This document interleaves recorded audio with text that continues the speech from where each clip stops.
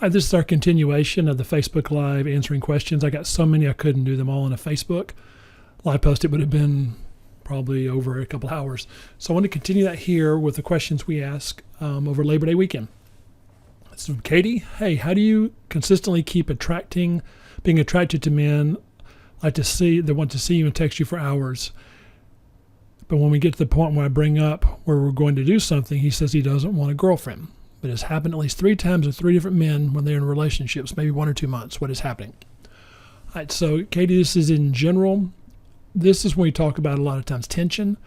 And tension has a way of drawing a man towards you. It also has a way of weeding out those men that what I consider sort of a waste of time. It doesn't mean they're waste of time people, but they're just usually at a place they're, not interested in a relationship, or maybe they're just not interested in a relationship ever. But what the tension does is it actually makes them take steps toward it. And so if a guy is going really hot and just full force at you early on, we like to slow that down. And that presents more of a challenge for a man. But in the course of doing that, the guys that are going to be long-term potential are going to pursue you. A lot of times what happens is women go with that, and it gets really intense and really fast, back and forth, and the guy burns out. I'm not saying that's the woman's fault, but that's the first place I would start with that. And because, if a girlfriend or having a boyfriend is what you're after, we would like to find out if that's something he's interested in. Rather than just asking, be suspicious of things that are too intense too quickly. All right, thanks for that. So VDO Vault, what, if any, differences are there to dating men 50 and up? I'm about to turn 50 after many years of parental care. So let's see. Probably the biggest thing is usually most men over 50, they've been married before for the most part. That can be, widowed, divorced. And sometimes the tendency of men over 50 is, wow, here's my chance of dating again. I feel like a kid in a candy shop. And therefore, I'm going to date like super younger or whatever. At least, so you get some of that. And if we know that going in, I'm not approving of it. I'm not saying it's good. It's just know there's going to be some men like that. There are going to be men, though, that, do long for a relationship because men don't like to be alone. Now, they can do their things by distracting themselves with a lot of activities. They can do that with making a lot of money and doing frivolous things or dating around with a lot of women. But with every man, at some point, that gets to be tiring. You get to be a little bit of alone, restless, and it's that place in his life that we're after. So I like the idea that I mentioned earlier with Katie about let's kind of go slow early on in the relationship. And, that's probably the biggest thing that I see with them is guarding against that. Wow, I just want to date a bunch of women and have fun. Again, if someone's coming out of a divorce or someone's widowed and they haven't dated in a while, I'm not saying that's okay, but I can understand the mentality with it. That's what we're trying to avoid getting roped into, though. Other than that, though, I don't know that there's as much difference as you think. I would give you something, spectacular, but because I think with dating, all of us sort of go back to 14 years old, regardless of the age. At least that's what it feels like. All right, thank you for that, Sharon. See, I have an Android phone. It may be too late for me. My husband left 2 months ago and will not contact me at all. He cut off all contact. I was told he is having an affair for 4 months. He's denied everything. So I'm at a restaurant and he would not talk to me, but clammed up, gave me 5 minutes. He was at lunch. His boss was by his side. How can I get help? I'm so lost after 26 years of marriage. Well, Sharon, I'm sorry to hear that. Probably the best thing, if you'll contact our office, that may be something that you and I need to talk about one-on-one. Or if there's someone locally that you want to help with, I would give you something in general to do, but since that's really specific, I need to ask you a lot of questions. And if you'll call us, our number is 1-888-700-4921. I'll put that up on the screen real quick. And see if you want to talk, let's see if we can come up with something. I mean, my guess is usually I don't know for sure, but usually the first thing I look for is resentment and how that's built up. And that's usually what justifies someone doing something. If someone feels put upon or taken advantage of long enough, that's how they usually justify an affair. I'm not saying that's right, but mentally that's usually the mind frame. So that's probably the first thing I'd be looking at is resentment and how could we address that. But I'm sorry, but if you'll give us a call, I'll be happy to see if I can help. Okay? All right. Sherry. I'm a single mom as well, and the guy I see, but we used to date and see each other, and our best friends is now seeing another woman, spent the whole weekend together. I'm so hurt. So I'm assuming that means, how do we get back together? I'm assuming. And probably my biggest question is if you used to date, what happened with that? Was that a messy breakup?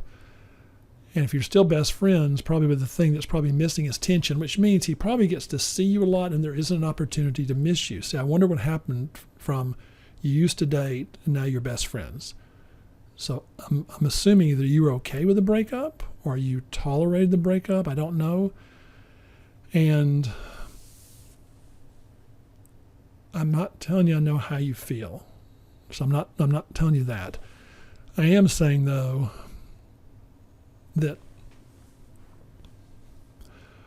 if he's dating someone else, usually what I tell folks is you have to give that time. You have to let them go that course, because if that other person was someone that's a member of our door club or something, I wouldn't want to be telling you how to get him back and then telling her how to make the relationship work, just ethically. So I would give that space, and I know it's probably not what you want to hear. And you can still maintain contact, but part of it is that, like, if you're listening to all the details, see, I don't want him associating you with being best friends all the time. But the first place I'd really want to look at is how did the breakup occur? What happened with that? And, is he getting the impression that you're just okay with whatever he does? And not to be insensitive, but does he know that you care about him? I mean, does he know? So those are some questions I have. Natalie, I've been dating and seeing a guy for 6 months, and we have been sleeping together as well. When we are together, things are perfect. Other times we are like strangers. He had a terrible childhood. In his last relationship, he says he gave up too much freedom. Now he says he's scared of commitment and is too busy. So my question is, do I give up and move on, or is there something I can do? I've bought books, but nothing is working. He gets jealous when he thinks I'm with another man, doesn't want anyone else to have me either. Can you advise? Well, in general, the problem is if you're sleeping with him, you're bonding and he isn't necessarily bonding. So you're giving a lot more than you're getting. I'm not saying men don't bond through sex. Remember, it's just men bond by the measure of the investment they put into it. That's why once a man's married with sex, he bonds a lot, at least in general, he does, versus if it's a one-night stand. Women have a harder time with that because their emotions and their body are so interconnected. So, I don't doubt if he has a terrible childhood, that's having an effect on this. But, see, the problem is when you sleep with him, that stirs up all these emotions. But because you're just dating him, see, the emotions get stirred up, and it's easy for him to leave if he wants to. See, that's one of the beauties of marriage is you get married and you sleep with someone from a man's standpoint, you have sex with your wife, and then in the course that you may feel like bolting or you may feel nervous or overwhelmed, but you've invested so much, so you're much more likely to find a way to make it work. You're much more likely to normalize those feelings. I get overwhelmed, I get scared, but this is my wife. When you have an easy out, it's just easier for a man to think in terms of I need distance, I can't commit. So probably the first thing is that, if you're willing to stop sleeping with him, because I don't know if you keep sleeping with him, especially with his childhood. The problem is I think you're fueling the fire by sleeping with him. I'm sure it makes him feel good. I'm sure it's good, but there's the downside of that is once that wears off, that's when you're getting all the other emotions that come up. Because remember, with men, when you open up someone's emotions, you tend to open them all up. And that's what I think you're getting. So I don't know if you're scared of commitment, but usually with men, it's they commit when they have to. I mean, some worse than others. And then the other question is are you willing to risk what you have for what you want? Because what I think he needs, I'm just going by what you wrote there, at least where I would be looking is what I think he needs is a woman that's willing to put her heart first, even if that means losing him, and I don't say that lightly. So that's the direction I would point you in. And good luck with him. I know that sounds tough. All right, Greta. Hi, Bob. I've been married for 20 years to a wonderful man. We're in a tough part of our marriage. I left for some space, had a relationship with someone else. That was 3 years ago, but things continue to be tough. I have your books. Do you have anything that covers coming back from and thriving after infidelity, or how not to take things so personally, living and learning with an ATD husband? I like your style. Thank you. I'd like to read much more. And you've read other things too. Okay, so, but things continue to be tough. So once you come back, so I'm assuming the reason why things are tough is because the initial problem probably wasn't dealt with, and that's not the fuss.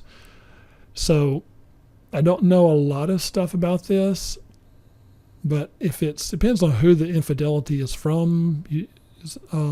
So he had a relationship with someone else. The first thing is have you forgiven him?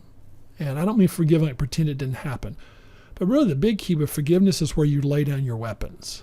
And we all have weapons. The resentment, I can bring up what you've done, and it's not that it doesn't need to be talked through, processed, and it's not that. It's the problem is you have something that he's done that it's like an ace up your sleeve. It's not that you necessarily wanted that. I mean, I'm sorry. I mean, I know you didn't want that, but now you have it. And most likely he's going to do things that remind you of that. Now, if he's throwing that in your face, I'll go back to my ex-girlfriend or something. I mean, that's different. Of course, that's out of bounds. And so that's one. ADD husbands, in general, folks with ADD tend to be kind of sensitive. And I'm sure you know that. Which means they tend to take themselves too seriously. So they can be very sensitive with others, but they can also be overly sensitive with getting their feelings hurt. So the beauty of, since you've read what husbands can't resist and one men adore, is the getting over thing is as much about a choice as it is anything else. And really what I like is if I'm sitting with a couple, it's from a starting point is, if I ask the husband, okay, what is it she can do? What's the thing you just love? And most of the time the guys will say, have sex with me. Okay. And then I ask her, what's the thing he can do? And what I'm looking for is, what's that core need that each person has? And can we focus on meeting that need for each other? And it can't be where just one person does it and the other person doesn't. So it can't be like that. And maybe it's something that's just too much initially. Okay, well then what are some other things? Because if we can focus on doing something, then what I'm able to do with a couple is go, okay, see them doing this. Every time they do this, that's their choice to do it. Because it may not be what comes natural. I may not, want to sit and listen. Maybe listening just makes her feel really safe and secure. I may not want to do it. Okay. But see, I don't want to do it. I'm always hesitant to have one person doing 90% of this, because at some point they get tired of doing it, even if they're the one that's done what's wrong. It doesn't always have to be 50-50. But what one thing can each of you do? In other words, what's the thing you crave the most, want the most, and can we do that for each other? And normally in doing that, that sort of gives you a foundation that we can build off of. Because if you're getting that need met every week, what happens after a while is you start to look at things differently. You start to give people the benefit of the doubt. You start to actually think, okay, maybe their intention isn't what I thought it was. And that's usually what I've had the best success with, repairing injuries, be it from an affair or trauma, or they've just gone through a rough period. But good luck with that. I applaud you for your effort to save your marriage. Katina, let's see. Hello, Mr. Grant. I take the opportunity to ask you this. I read your book and still don't understand the Campfire Effect. Applying what you teach us one thing, to reach the Campfire Effect is another. Okay. So in general, the Campfire Effect is the byproduct. We talk about putting your heart first. We talk about setting limits. We talk about not arguing with the man. there's going to be different aspects in the woman men adore that stand out for each woman. But when a woman does that, that produces the result of glowing. And it's not so much that a woman starts to glow. See, I think women inherently have this ability until they do things that get in the way. Overthinking, being guarded, super cautious, trying to be safe all the time. So think in terms of the campfire effect isn't something you do. The campfire effect is the byproduct of those things. In fact, a lot of my clients, before I wrote this book, I noticed this. They would do these things, and they would come in and tell me stories about men just walking up to them, or all of a sudden they have 3 or 4 invitations, and they would say, "I'm not doing anything. What's?" And that's when I started to realize it wasn't something like I could say, "Do this, A, and then B will happen." It was more what's called a second order change. Do A, then do B, and then C happens. And it's different for each woman what those things are, but it's usually the things they're doing that are masculine oriented, that are safe, that are very thinking, and in doing those things, those are actually suppressing or like putting a lid on top of the campfire effect.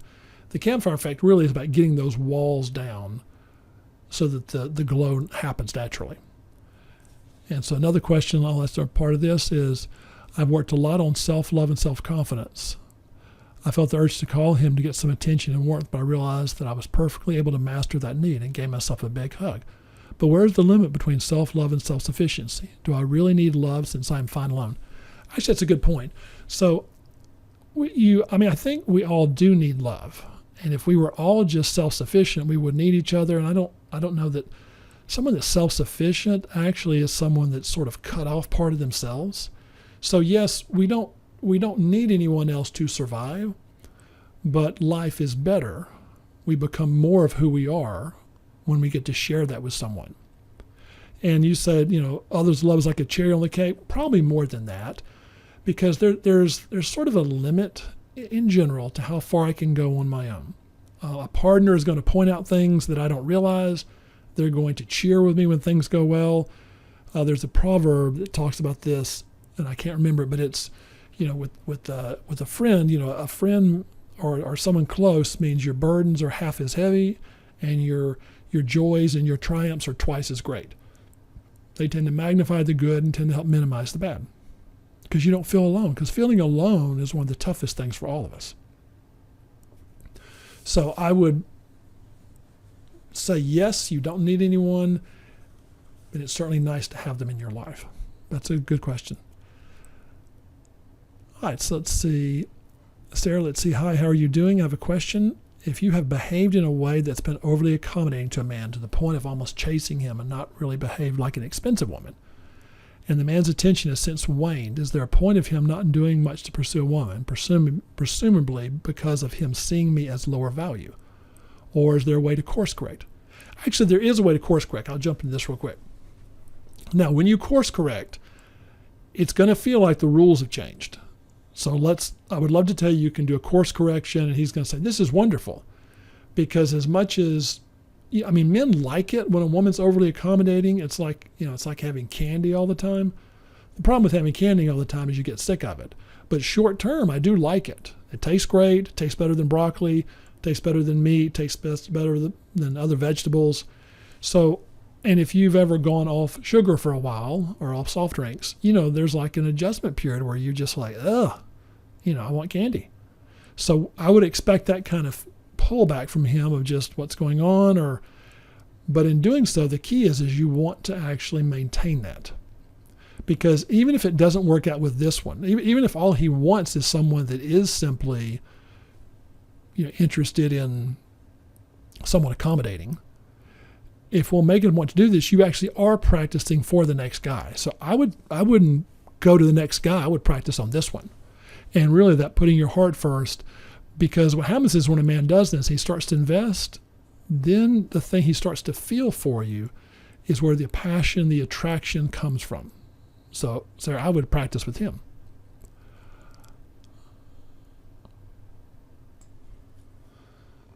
So next question is from Diana. Let's see. Hello. I'll be very glad if you answer this question. How shall a woman show her value in a relationship which has already lasted for years?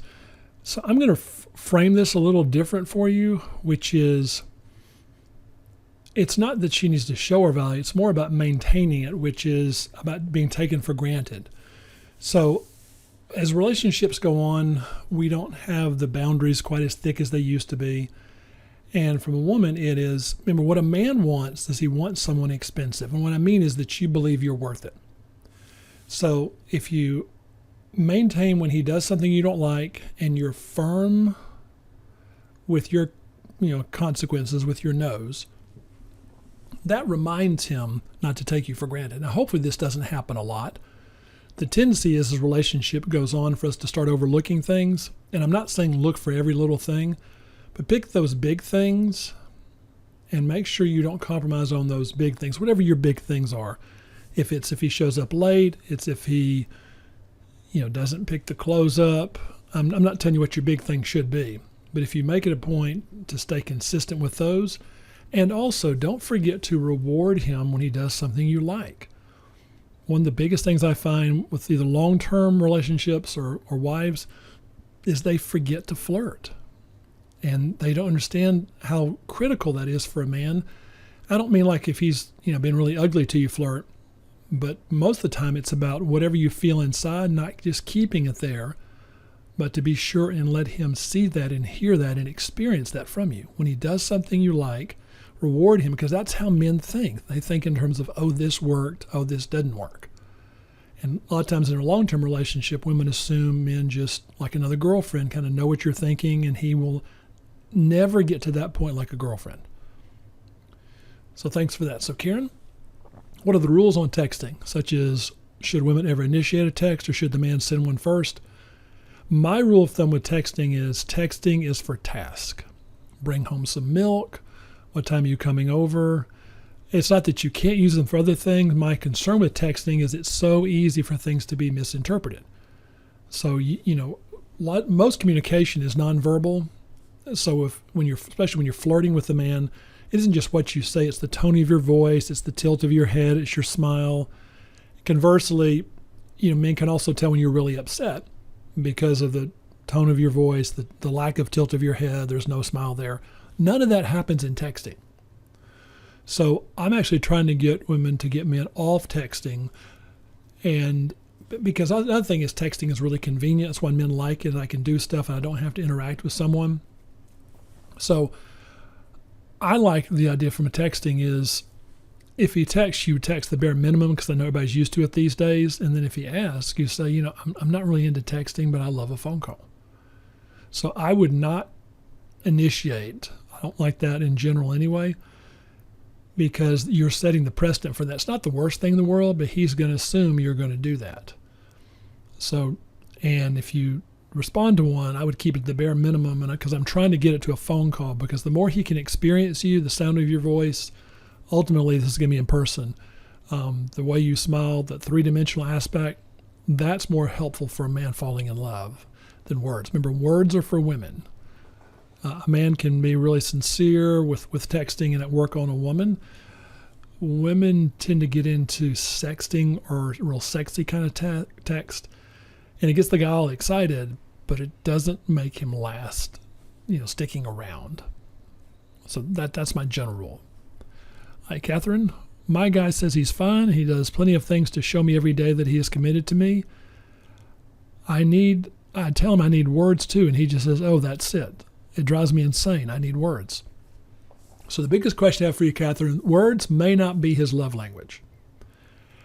And if he, over time, my guess is he can get better at that. But if you need someone that's big into words, this might not be your guy. And I'm saying this because you're asking him to do something that goes against his grain. Now, that in of itself is not a bad thing. But if if the thought is just telling him means he'll do it, and I'm going to be silly with this, but if you told a man, taking your, let's do something a little better than that. If you told a man, listening to me for 3 hours really just makes me feel loved. And I know I'm not saying what you're asking is that extreme, but he says, oh, I can do that some, but he's in his mind, he can't do that every day. And if you said, but that's what I need, just because you need it doesn't mean he can give it. And I'm not saying that's fair. So is what he does, the way he shows love. Can you be appreciative of that? He can give you words some. He's probably not going to be as verbal as it sounds like you'd like. And if he's not, then the question is, can I live with this? Because if you try to change it, then it's either let's find somebody else or let's accept it. Again, it can get better some, but he might not be. If that's a non-negotiable for you, that's okay. But you don't want to try to talk somebody into becoming your non-negotiable. Thanks for that. Vindy, he gives me a response on phone, but not utters the words. What should I do so that he speaks to me? I guess it depends on what it is we're trying to get him to say. So if I have to get a man to talk to me, usually distance is what I suggest to women. I mean, if we're talking and trying to talk and trying to interact, but if he doesn't want to speak to you, then I'm concerned about the guy, because it shouldn't take a lot of effort to get a man to speak to you. And if he won't follow up, then my question is why won't he? And what if this doesn't change? I mean, I would give you something, but if he knows who you are, he's met you, and he gives you a response on the phone, I mean, what logically or naturally happens next is for him to keep pursuing you or to follow up. If not, then I have a question about him. So I'm sorry, but I don't have anything to tell you. I wish I did. I'm more concerned with him as far as where's his motivation. All right. Marini, once a cheater, always a cheater. Actually, that is not true.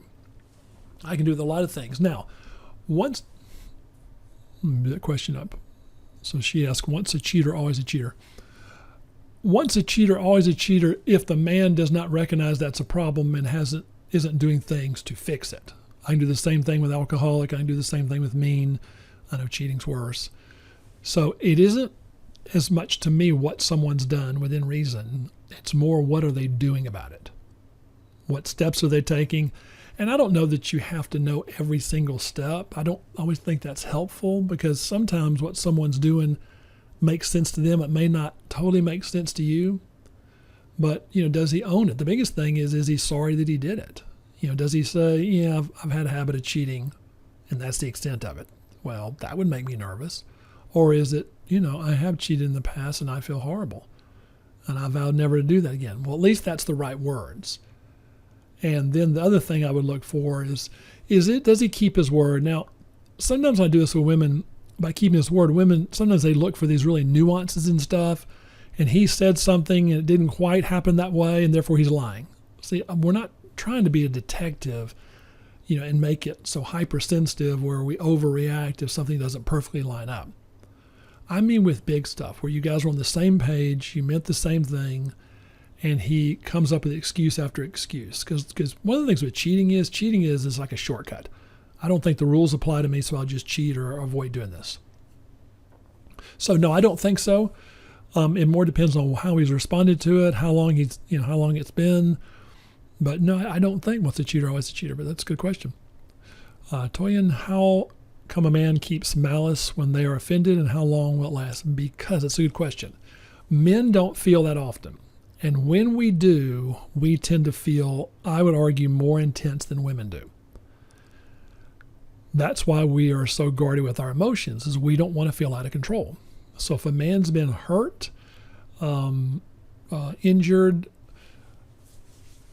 I have found that, I'm not saying you've done this, but I've found where there's been an affair, women are much more likely to forgive a man if they believe they're sincere than a man is to forgive a woman, even if he thinks she's sincere. I'm not saying that's fair. I don't necessarily think that's right. Men do not have the capacity to deal with emotional trauma as well as women do. I don't mean to take responsibility from them. And sometimes men will use that as a way to hold a grudge and hold a grudge and hold a grudge, which generally is what I tell the person that's the receiving end of that. At some point they say, okay, you have to let me know when this is done, because I don't want to continue the way this is. In other words, at some point you have to quit saying I'm sorry.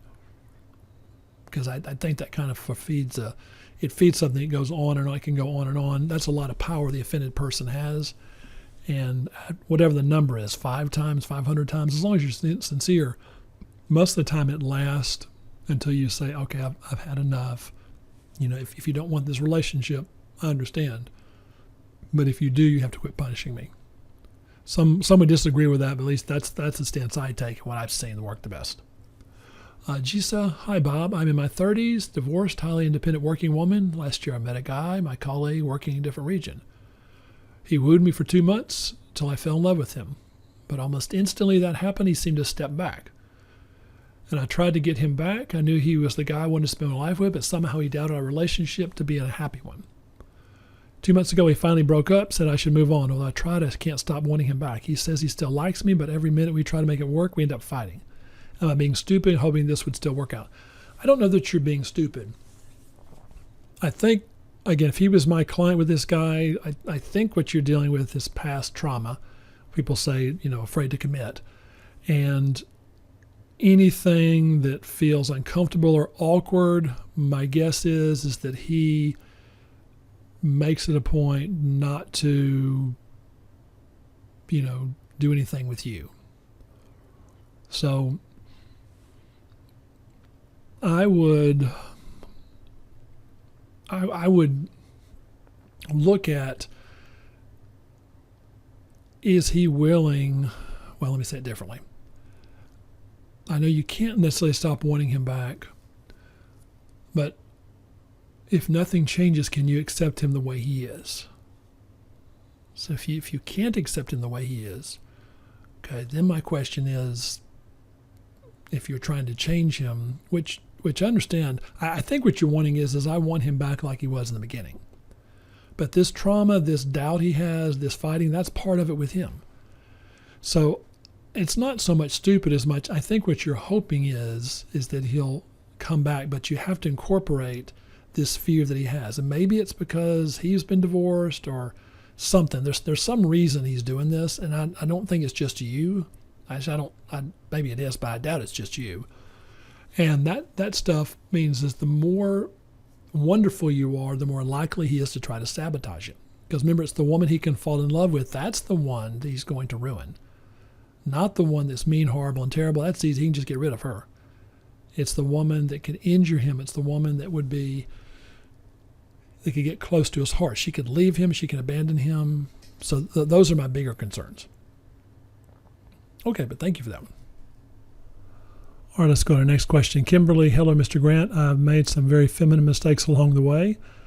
I read several of your programs. Since obviously you know what a man thinks, I've tried to take to heart what you've written.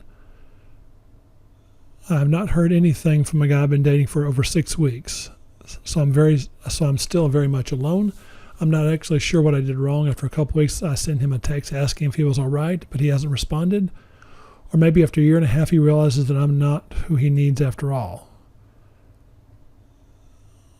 So let's see. So you haven't heard from him in 6 weeks, and you dated him for a year and a half?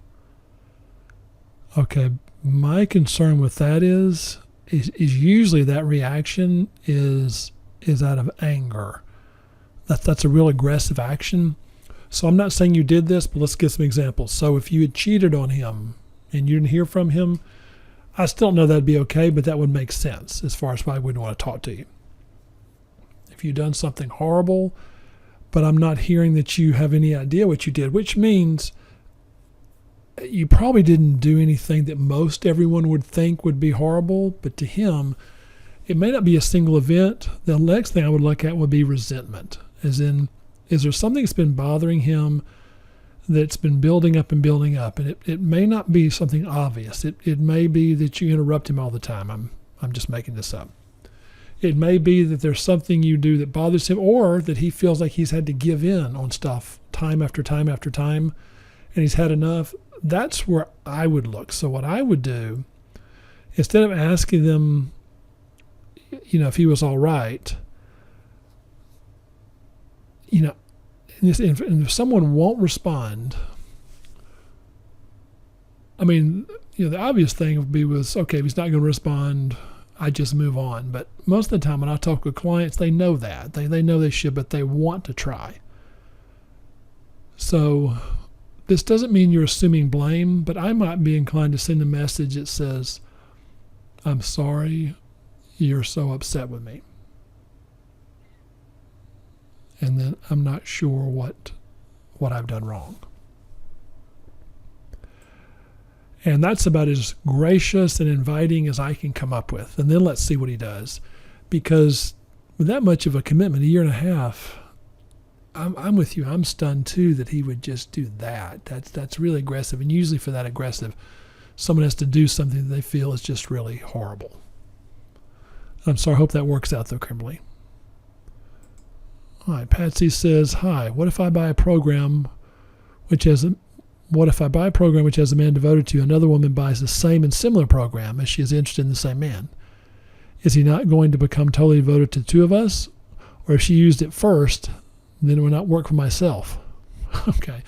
So really, with any of our programs, what they're doing is they're designed to enhance who you are. So it's not like, if I sell one program to someone and she becomes irresistible, and then that someone else buys it and they become equally irresistible. It's more about you becoming the best you are. And with that, that I guess in this instance, since you're saying that they both buy it, is that he has a choice, but there's always going to be competition in that sense. I mean, men have choices, women have choices as well. So in enhancing who you are, if you're bubbly and talkative and the man likes someone that's more quiet and reserved, he's probably going to pick the one that's more quiet and reserved. I don't think that's good or bad. I just think that's his preference. That goes both ways. If you like a certain type personality and a man said, how can I impress this woman? And this woman, let's say you like someone that was strong and take charge, and he's just not a strong and take charge guy. I mean, it doesn't mean he's weak, but he's more empathetic and listening. I don't know that I'd want to teach him to be strong and take charge. I mean, maybe a little bit, but that's just not his personality. So with those two hypothetical women, you and someone else, it probably is going to come down to who's a better fit for him, and is he a good fit for you as well. But that's interesting. The other part about this is I don't believe in once in a lifetime. I don't believe that there's only one chance. I think there are many men out there, and that with those men, I believe there's an opportunity for every woman. That's a fun question.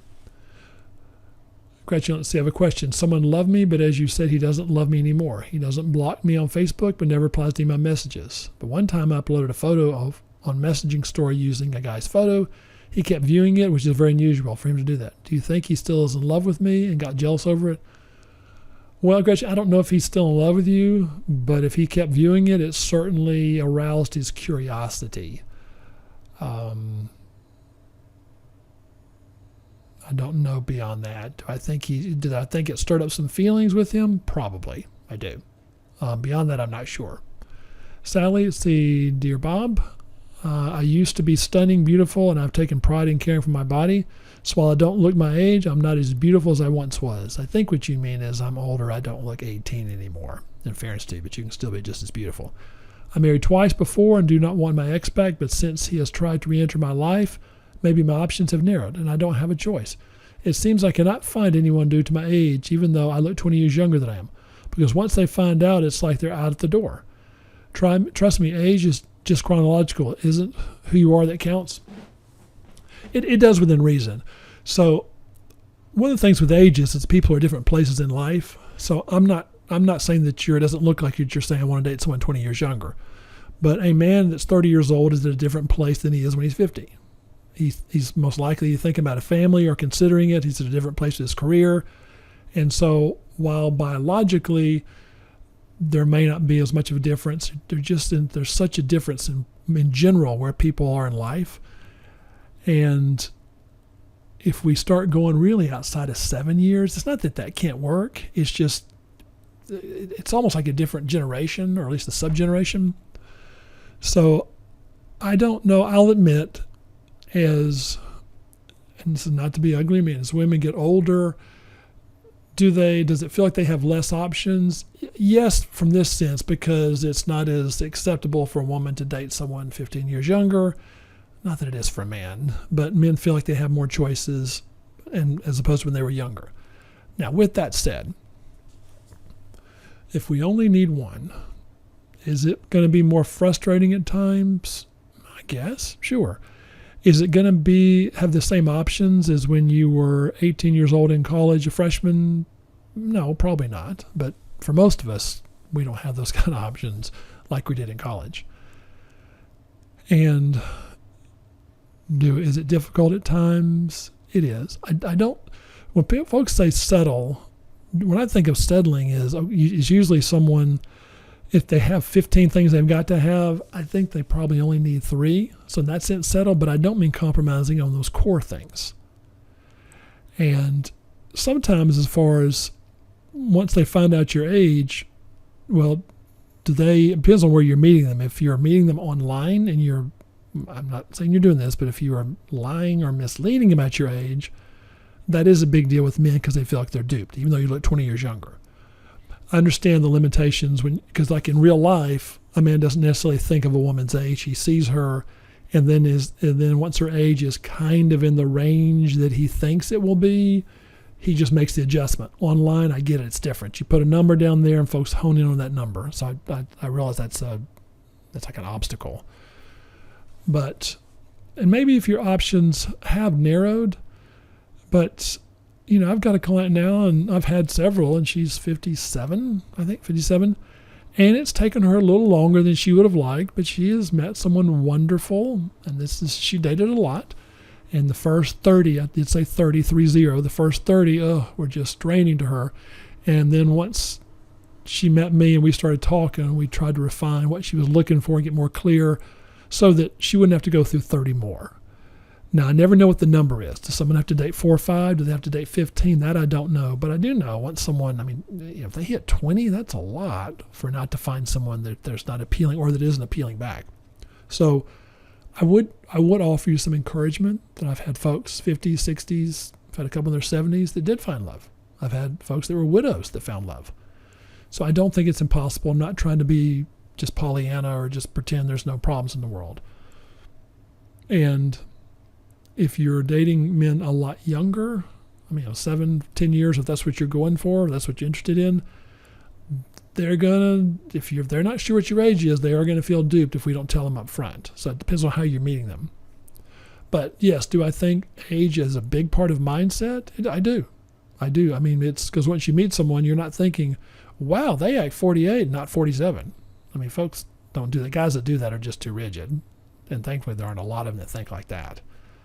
So if they're out the door once they find out, I would wonder how you're meeting them and how can we give them an idea early on as far as what your age is. Because you're right, it's just a number, but they need to know in your mind it's just a number, so therefore there's nothing to hide.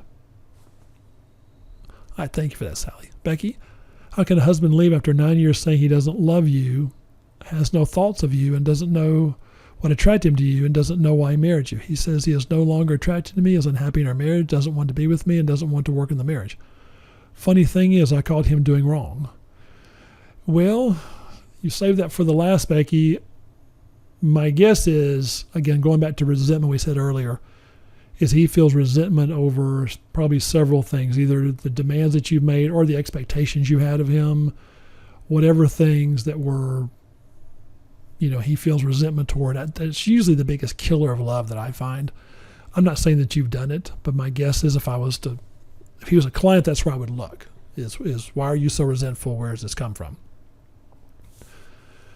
And so that's sort of the why. And it depends on if he's so mad and so feeling wounded that he can justify whatever. I'll admit those are tough. And if you caught him doing doing something wrong, whether that's pornography or having an affair, or I'm guessing pornography, but I don't know, then it's up to him. And if that's his reaction, that scares me about him. If he, I never didn't love you, but I married you, I'm hard pressed for that. Men don't usually do that. Once a man marries, he may have doubts and maybe, she's blonde, always wanted to marry a brunette. There may be weird thoughts like that, but men don't usually get married to someone they don't love. I know it happens, but that's really rare. So I'm hesitant with that, even though he says it. I could be wrong, but I'm just hesitant about that. All right, Teresa, hello there. I've been seeing this guy for over 2 years. We enjoy each other's company. I believe really loved each other, but it appeared we weren't compatible. We argued all the time. each time ending in a break-up for over 2 years. We're over 50 and I thought it was ridiculous to continue, so I left the state for a fresh start. Again, I miss him. Is this the what-if cycle, and should I follow my gut or should I call him because the arguments are overly petty but they blow out of control? My mind says move on, my heart wants to call again. Signed, lonely because my heart is too smart for this. There is some wisdom in what you're saying, because what you're talking about, Teresa, is a pattern. And because they're ridiculous arguments, that probably concerns me more. Because if they're ridiculous arguments, then we're talking about a power struggle. Then it's I have trouble trusting you, or I don't believe you have my best interest. I'm suspicious of your motives.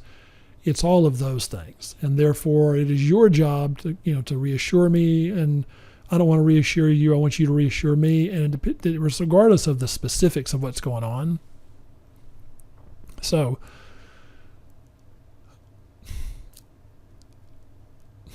if missing him, I don't know, is a good enough reason, because I tell some folks a lot of times with their ex, they miss their ex, and I go, what's different? I go, what's changed? I missed him. Well, I understand you do, but you get back together. What happens is whatever's familiar is going to come back. So what about the past arguments has gotten resolved? What is different? In other words, what are we taking a risk on besides I miss him? Because what's tough is that someone can have a lot of really great qualities, but they have 2 or 3 that just are non-negotiable for us. And it's like putting a little bit of sand into a cake when you make it. It ruins the whole cake. It's not a lot of sand, just a little bit. And that's all it takes. So at least based on what you said here, if it was me, I don't doubt you miss him, and I don't know what's different that's worth giving him a chance. Because they're petty and they blow out of control, that's probably my bigger concern is if petty arguments blow out of control, what's going to happen when you have a real crisis? When someone's health is in danger or someone loses a job? I mean, I would pay attention to that, as to why, because it sounds like there's a lot of attraction to each other. But you're right. If we're not compatible, attraction is no match for lack of compatibility. And really, that compatibility is the willingness to empathize with each other. All right, thank you for that, Teresa, and I appreciate the courage to ask that. All right, Gwen, I'm going to condense this a little bit. I was divorced 2 years ago. I became friends with one guy, close spiritual guy. We traveled to India, interviewed gurus, made a movie. I paid for it all. He was supposed to get a sponsor. That did not happen, and the relationship dissolved. Turns out he is narcissistic, so I fled that friends-only relationship. I repeat, of abuse. Then I met a guy who is involved with now. I'm in love, however. I pay all of his bills. He lives separately from me. He is a poor musician. He says and acts like he loves me, but to a point. He is very much into his home and his wants. Although I trust him to be faithful, I can tell you we go out. He gawks at young, hot chicks to the point I feel uncomfortable. His passion for me is there when we do actually are making love. However, I seem to have to initiate it. He has his own late-night musician sleep schedule, which he won't even consider changing to go to sleep earlier as well. So hanging out with him mostly means lost days and nights. Okay, can a guy use your money? Although he says that one day he hopes to pay me back and still be in love with you, Gwen. So, Gwen, what you tell me there, it sounds like this guy is narcissistic too, just in a different way. So can he use you for your money? I don't necessarily think he wakes up and says, I'm going to use her for her money. Most of the time it's more of a moment-to-moment kind of thing, which is, this is what I feel like doing. This is what I want to do. Please don't ask me for a commitment. Please don't ask me to be more specific. So do I see this pattern changing? I don't know that it will change unless you're willing to change it, which means the risk of losing him, I think. So I wish I could tell you otherwise. And again, I could be wrong. I'm just going by what you're saying, but it's, I'm not sure what his incentive to change. I mean, he should treat you better. He should be more courteous. He should. I just don't know that he will. And that's what bothers me. But good luck with that. Leah, what do I do when I was dating a guy for 4 months and found out he was married 3 months into it when he told me they were divorced and they're also expecting a second baby next month? Okay, so before I go on, and And see that when I get questions like this, the tendency from Dr. Phil and Dr. Laura and those guys is to say, what are you thinking? But the reason why someone asks me a question like this is they usually know the answer. They're just so blindsided that they just think, God, is there any way to do this? So Liam, my concern is that he would lie about this, and the second baby is probably the worst of all for me, at least for me. Because that's someone that doesn't think of consequences. That's someone that tends to think of, I'll just do what I want now and worry about the consequences later. What makes it scary for me is I don't know that he thinks that the rules apply to him. It's hard to trust someone like that because once circumstances changes, they tend to change. So what would I do? I guess the question is, what do you want to do? You know he's married. You know he's got a second baby coming.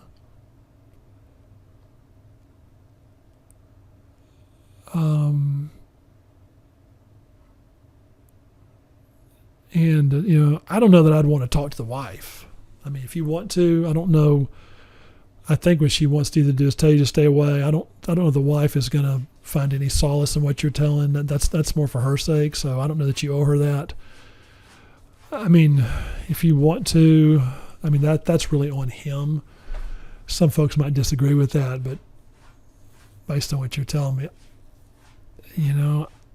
I don't know that I would do anything except get away from him, or at least, I mean, if you want to talk with her and tell your side, that's fair, but just know going into it, she's probably going to be in real protective mode, which I can understand why, and there's a good chance she's going to take out her anger on you more so than him, because you're safer. She doesn't have to live with you. She's got to live with him and make you to be the evil, horrible person. So I don't know that she's going to believe you, anything you tell her. She might. But remember, she's got a baby on the way. She has a vested interest in saving her marriage. So someone's got to pay. And most likely that would be you. So what would I do if it was me? I might just leave a message and say, I just found out the guy I was dating was married. Apparently your husband. I have no interest in speaking to you or him. Just something like that. That was me. And good luck. I'm so sorry to hear that. That's I just can't imagine how that feels. Karis, Bob, thank you for the phrase, you're not a needy kind of person. Are you? Because after I wrote that to a friend who I haven't heard from for 2 days, he wrote back in 15 minutes. Your stuff really works, but I wanted to work on restoring marriage rather than an illicit relationship with someone that I have no business having. So to bed and be careful how to stop looking to answering those kinds of emails. I'm looking at giving my phone away for a few weeks. So I think the question is, how do I be careful with someone I have no business with? The biggest part of that is identifying what's a bad influence for you or what's something that gets you in trouble. Do you know the type relationships? Do you know the type men? And how can we avoid those before we start? A lot of times with men can do this too, but women, from a real clever standpoint, what they do is they put themselves in situations where they're likely to either give in or date the wrong person or go to bed with a guy, and they act as though they had no control over. But if we go back in time, they set it up. They just did it one step at a time. All I'm doing is talking with him. All I'm doing is having a couple of emails. All I'm doing is just lunch. And they do that every step of the way until they're 3 feet away from the bed and they go, oh, I just couldn't help myself. And so part of their taking responsibility is look at your pattern. How does it happen that you end up in those kind of relationships, and can you stop it sooner than later? All right, Stephanie, how can a man fake a marriage for 6 years, have affairs, come and go for a few months, and then walk away for good, to choose the other woman he's been seeing for at least a year who is nothing, who is overweight and known drug user? So the short answer is, how can a man do it? All of us tend to be attracted to like pathology. So depending on how sick or healthy someone is, that's what we tend to be drawn towards. So, and that may sound a little hocus pocus, but at least that's what I've seen over the years. So someone that that picks someone, we go, why would he pick her? You have to look into their internal world. So someone narcissistic is likely going to pick someone codependent or borderline. Someone that is that's an enabler is going to likely pick someone that needs rescuing. I mean, it's not always healthy, but that's what they're used to doing. So can he recover from this and have no regrets? I don't know. I mean, someone can have no regrets because they don't have a conscience. They can justify something. I'm not saying it's good. I'm not saying it won't catch up with them. But folks, there are folks that can do that. It's to have affairs. I'm not saying that everyone has an affair is horrible. Sometimes folks make a mistake and it's a bad mistake. But to repeatedly have affairs over and over again and have no interest in repenting for that or saying you're sorry, however you want to say that, that's much more scary. And it's the lack of remorse that concerns me really over anything. So I'm not, saying that if someone's never done anything wrong, that's the best way to go. I mean, there are going to be times we do stuff wrong, sometimes more worse than others. But that lack of remorse, the lack of apology, that concerns me. So can they get over it? They can get over it. I don't know that makes them healthy, though. But good luck to you. I'm sorry to hear that. Lauria, I finally began dating someone after a 3-year period of hearing from a devastating breakup. He came on very strong. Once again, he came back. Now he's disappeared. And after another 2 weeks, his adult son was in a very serious accident. I thought that what might be going on that he was distracted. But now I'm not so sure. I found him to be somewhat self-absorbed, only talking about himself. I don't know if he's going to reappear once again, but this has begun to feel like an unhealthy situation for me, and I think I'm about done. Any insight and advice would be appreciated. So the thing I would look for is knowing yourself. Is this a pattern, one that you are drawn toward guys that are self-absorbed? Maybe to rescue them, maybe because it's familiar, maybe you're a good listener. And the only talking about himself, I think you're right. If it was just that, I would say give him more time. If it was just his son was in an accident, maybe, but you're talking about a pattern of things here, and then all of a sudden he can be highly critical of me and others. So I think, if this is who I think it is, this is a member of our Women Men Adore Club, and if I remember some of the details that I've spoken with you, from what I remember of you and talking with you, you're pretty gracious. And so someone that's critical of you, I'm not saying he's an idiot. So I wouldn't say that. I haven't met him. But I would say it doesn't fit. And if he reappears once again, then I want to know what's changed. I mean, what's different? Exactly what am I giving a chance to? And I like the idea of, you say it feels like an unhealthy situation. How about let's simplify this and say this just doesn't feel good. It's not necessarily that you have to know exactly to the letter what you want, but this isn't a good fit for me. And, he just makes me a little nervous for you. So I'm sorry he's acting that way. But thanks for writing. So Christina says, is there a way to influence a man to be more self-assured and as a consequence less jealous? I'm introverted and spontaneous. He is a widow of 2.5 years. I don't know that there's a way. Jealous it's more of what someone does with it. So what does he need to feel self-assured? So, it's more, I think what you mean more self-assured with you. I believe the implication is if he was more self-assured, he wouldn't feel so jealous. But everyone's got some point when they're going to feel jealous, because that's really means that they care. So for some folks, they don't get jealous that easily. Some get jealous more. And if you're spontaneous, I don't think that's a good or bad thing as much as, and then, so to your question, I would find out what he likes and what you could do, because when you give someone what they want, that tends to make them feel more trusting and more loving towards you. So that's probably the place I'd start. Diana says, how am I supposed to let go of past hurts and past lies to help us make our marriage better? That's probably a longer question than I can do here. Generally, what I look for is there's been past hurts is what is someone doing about them?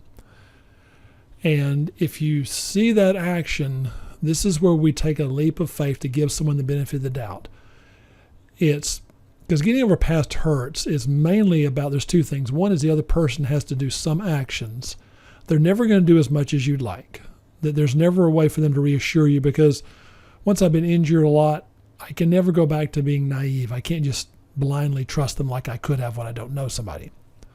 So then it's going to be, based on these things they're doing, I give them the benefit of the doubt, which means you have to be willing to risk getting hurt again. I'm not saying that you are going to get hurt again, but that's the risk. And what I tell the person, usually it's the man, I say, be sure when you say something, keep your word. Now, when I say this, I don't mean let's look for granular inconsistencies with something. I mean big things. You say a big thing to me is that you're home at 7 every night. So I tell the guy, be home at 7. Be home at 7. Even if you got a flat tire or something, you find a way to get home at 7, or you call her and let her know. In other words, because the more times you keep your word, the easier it is for her to trust you. So it's between those two things, Dana, that's what I'd suggest as a starting point. Nancy, I love your emails. Thank you. My question is, how do you meet someone besides through online? Just the thought of that, I cannot do it. Well, the tough thing is online is where most people go. I know folks that didn't grow up on computers still have never totally embraced that, because we just didn't. And that was me. Computers came along. I was kind of in the middle of that. So I get that. But more than anything else, what I have folks do is tell me what you like to do and how can we, change the circles you normally run in. So what do you typically do during the week? So let's branch out. I don't have a specific spot to tell you to do, because it's more of what happens is after a while, if going to the gym, going to the library, going to social events at your church, or I don't know which of those things, but what happens is a habit starts to form and you end up just by association being in different places. Now that's work. And that's one of the reasons people do online stuff as much, is you don't have to go out as much. You just kind of sit there, but you get to see someone in person, and it's tedious, I'll admit, being single and then going out to places you don't know is like, I don't want to do this. But really, my perspective is always, we're trying to help the man find you, that I believe he's looking for you. And with that in mind, if I'm trying to help him find you, where would he go? He's not going to knock on your door. He doesn't know what you look like yet. But he might be at this event. If you're someone that's loves sports and is not really into science, I don't know that going to a science hobby club would be for you. That's probably not the guy you're looking for where he's going to be. But if you are into science, I'm just making this up or something, then where can I find those kind of clubs? And it's not necessarily that you'll meet him there, but you might meet people that might know of someone. But it's just the practice of getting out of your circle so we don't do the same thing every week and expect him to invade that. All right, Samantha. Hello, Bob and the team. I enjoy info from you and T-Dub. That's the person that does the magic of making up and putting my plan together as we speak. But as I keep my distance and give that needed space, I'm running into a situation. I've been this man near 30 years, so his family is mine 100%. There is a death in his family, and the memorial service is next week, and we are both going to be there. How do I make sure I'm respecting the distance I'm giving him? That's a good question. So with something like this, you could go. This is the same thing like if you were divorced with someone, or just out of respect, there are usually certain places, a wedding is one, a funeral, where just the decorum of it is out of respect to the family, I am here, which means don't approach him, don't go out of your way. I don't know that I would stay that long. And you're right, I would just simply respond with okay, because we're trying to build that tension. Is what we're trying to do. So I wouldn't try to make this funeral a big thing. I would just try to actually go and see if we can, out of courtesy, show the respect and then leave. Fair question.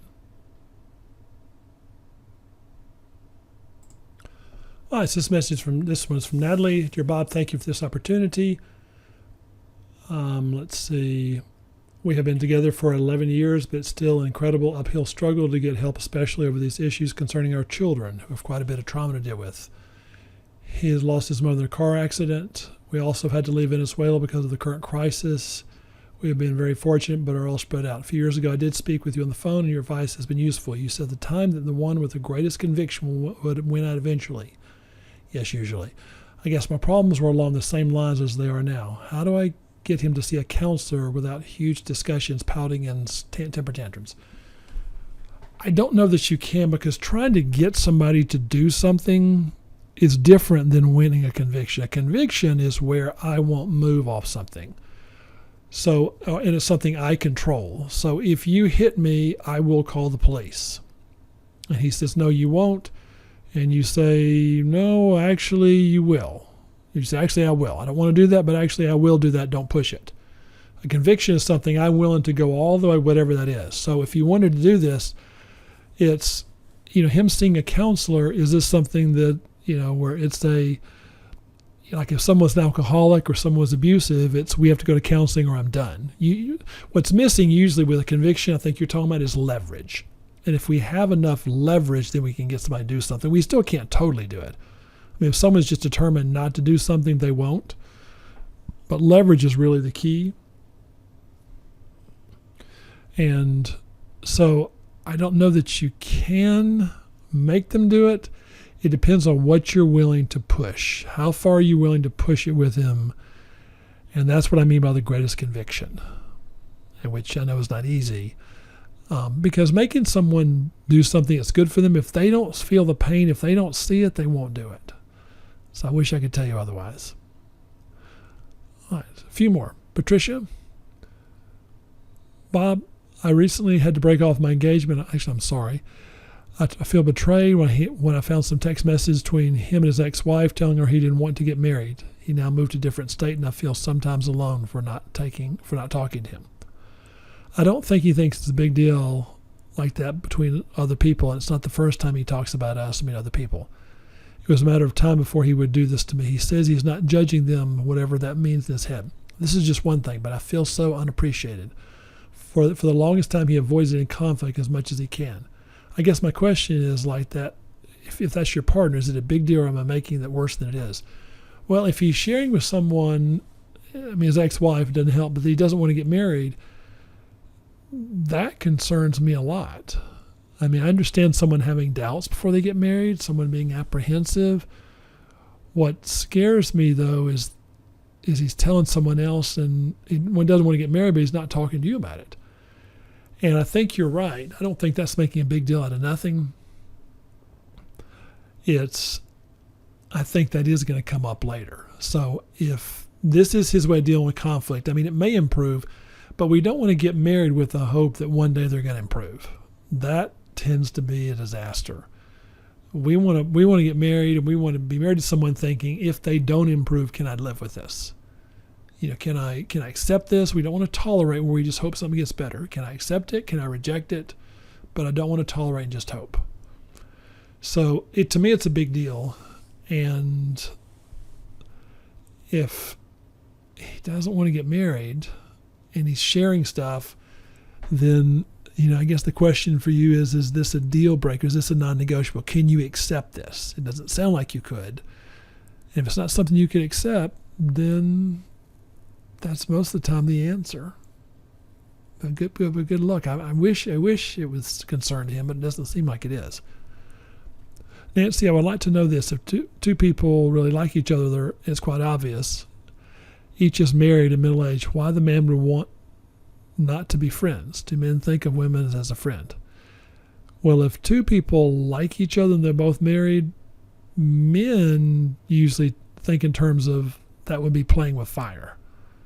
So if a man's married and the other woman's married and they get along great, men tend to think if we get along great, it's not that hard to think something could happen. It could become romantic, sexual, and it's not that necessarily he doesn't want to. It's just, at least that's my assumption, is that there's a realization that he doesn't want to play with fire. Because when we're married, there's going to be people we're attracted to just because, if nothing else, because they're different than our spouse.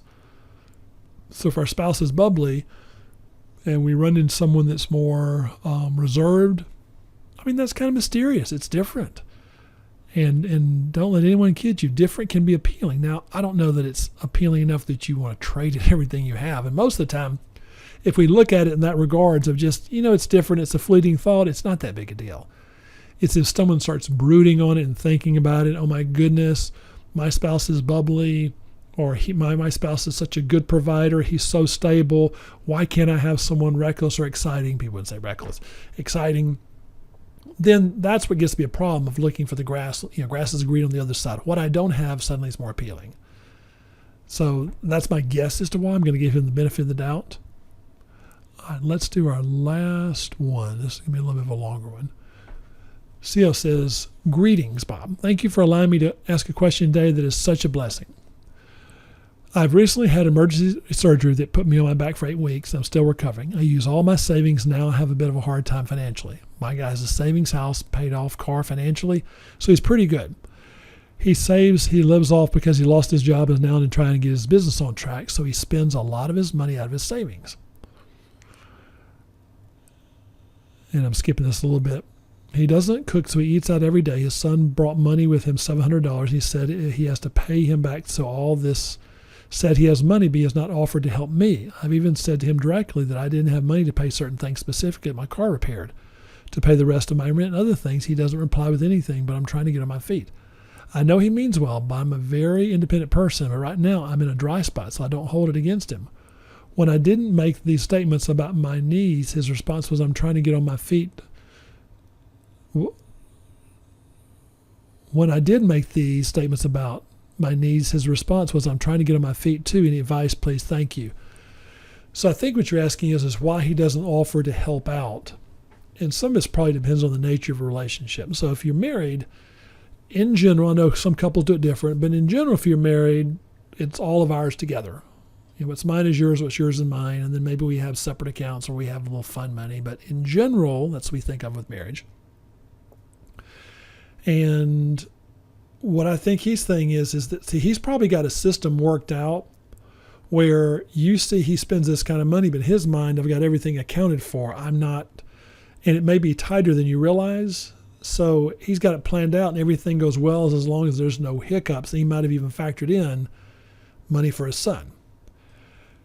And so I think from his standpoint, he's probably thinking in terms of, do I owe her this? And he doesn't want to be thought of as, if you need money, he's there. Now, I don't know if this is him, but this is where I would, if you guys were in the room with me, I would say, or I would ask him, are you worried that if you start this, she's going to keep coming back to you for money? And my guess is that he's going to say yes. I mean, he might say no, but that's my guess is his fear, is that if I start this, he's going to keep coming back for more, she's going to come back for more money. And I don't want to start a pattern. I don't want to start this where this is what she expects.